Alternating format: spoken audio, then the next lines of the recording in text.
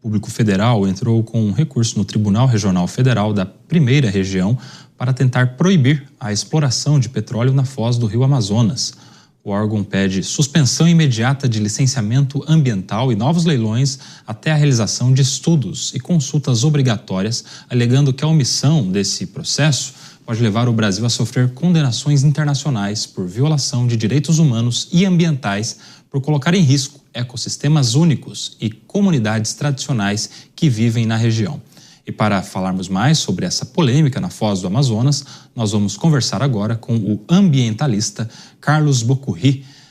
Professor, boa noite, bem-vindo, é um prazer te receber aqui na Jovem Pan. Boa noite, Nelson, é um prazer estar de volta. Professor, quero já a sua análise a respeito, antes de a gente comentar a ação, a respeito da decisão do IBAMA, que tem sido muito questionada por muitos ambientalistas também, que esperavam pelo menos do órgão específico, do órgão técnico do IBAMA, uma decisão que ecoasse o que a maioria dos ambientalistas tem falado, se manifestado a respeito do tema. Qual a sua análise? O próprio IBAMA, quando emitiu os primeiros pareceres, colocava claramente que havia uma questão intransponível com relação à alternativa locacional, ou seja, a alternativa onde se pretendia a perfuração e a extração, ela, do ponto de vista ambiental, não teria a possibilidade de mitigação caso acontecesse um vazamento, não é?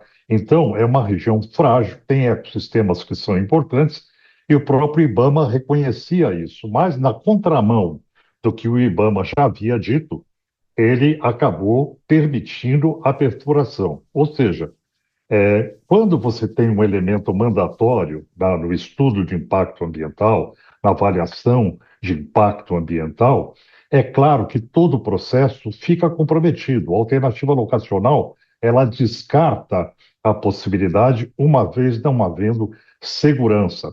Leve-se em consideração todo o patrimônio ambiental envolvido na região, áreas protegidas não só pelo Brasil, mas também dentro de tratados internacionais, áreas úmidas de proteção internacional, e além disso, comunidades que dependem do pescado, dependem daquele ecossistema para a sua sobrevivência. Então, do ponto de vista legal, o Ministério Público Federal ele está coberto de razão, tá? Ele está tratando de questões que são constitucionais.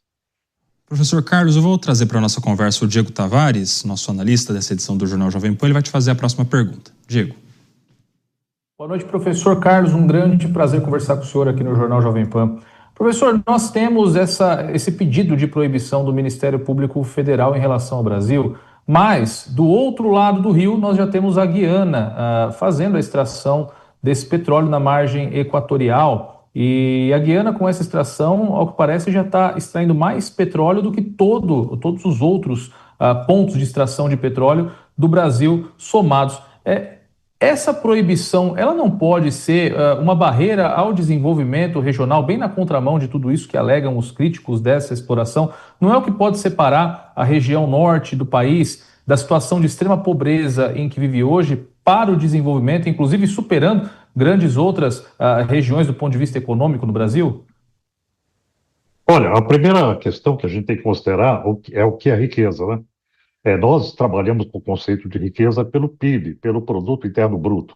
O que se extrai, né, o que é retirado de petróleo, quando ele é comercializado, como ele é vendido, ele é entendido como um ativo, ele faz parte da balança comercial, ele rende royalties, etc. Quando você coloca o valor da extração do petróleo naquela região, que seria para 10 bilhões de barris, aproximadamente uma rentabilidade de 600 bilhões de dólares em rendimento, a 60 dólares o barril, nós teríamos aí, na verdade, um prejuízo 5 vezes maior com os impactos do aquecimento global que esse mesmo petróleo gera.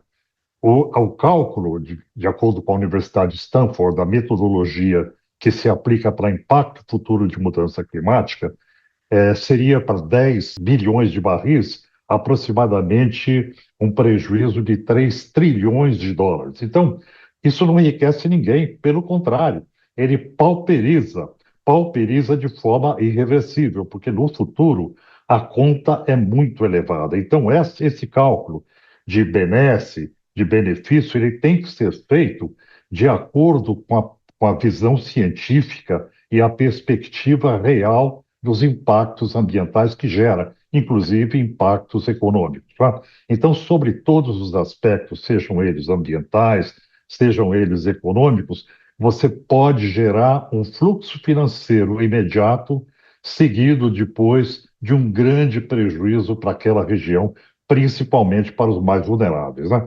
Então, não se trata de questão ideológica, de cerceamento de desenvolvimento, se trata de fatos reais, se trata de ciência e se trata de cálculo sobre economia das mudanças climáticas, que é o que todo mundo foge da conta, porque ela, na verdade, é uma conta de médio prazo. Se os países vizinhos estão fazendo, é um mau exemplo. Nós não podemos seguir os maus exemplos. A conta tem que ser feita tecnicamente, cientificamente, para que a gente garanta um futuro seguro e uma transição correta para longe aí do aquecimento global.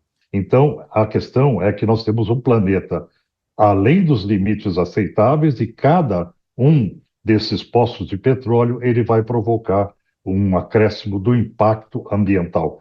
Prova disso é o que a gente viu no Rio Grande do Sul, né? Aquilo nos dá uma dimensão do que representa esse prejuízo decorrente da extração de petróleo.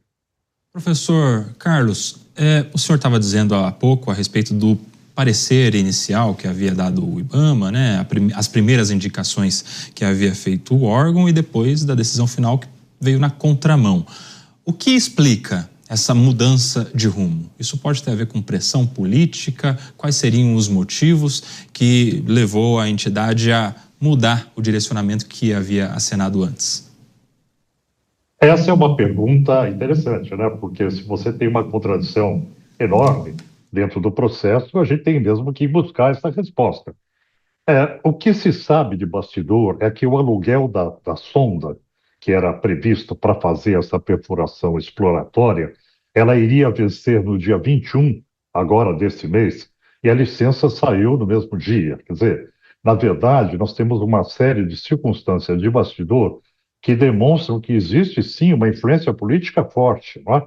E essa influência política responde ao atendimento de forças políticas da região, que querem naturalmente os royalties, como isso já tem sido colocado, e de outro lado, você tem também o próprio governo federal do Brasil, que ainda não definiu claramente a sua posição com relação à questão da matriz fóssil. O Brasil ainda tende a se alinhar aos países da OPEP e não realmente a uma perspectiva de sustentabilidade como exemplo.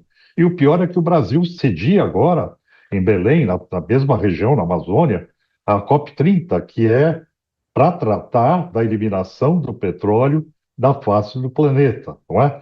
E nós sabemos que essa posição brasileira compromete a postura, o estado de liderança que o Brasil deve ter para fazer esse pedido, para que os outros países não façam isso. Professor Carlos, nosso tempo já vai se esgotando, mas queria muito rapidamente, para encerrar, o senhor citou a COP30. Há a chance do Brasil ser cobrado publicamente a respeito disso no encontro da COP30, que está para acontecer no mês que vem? Não tenha dúvida, o Brasil já está sendo cobrado por isso, porque o Brasil está falando de uma extração mínima que ele persegue de 30 bilhões de barris, não é? Então, é claro que isso é um absurdo diante da COP30. Estamos aqui com o ambientalista Carlos Bocurri, nos ajudando a entender melhor toda essa polêmica envolvendo a exploração de petróleo na margem equatorial do rio Amazonas. Muito obrigado, professor. Um prazer te receber sempre aqui na Jovem Pan.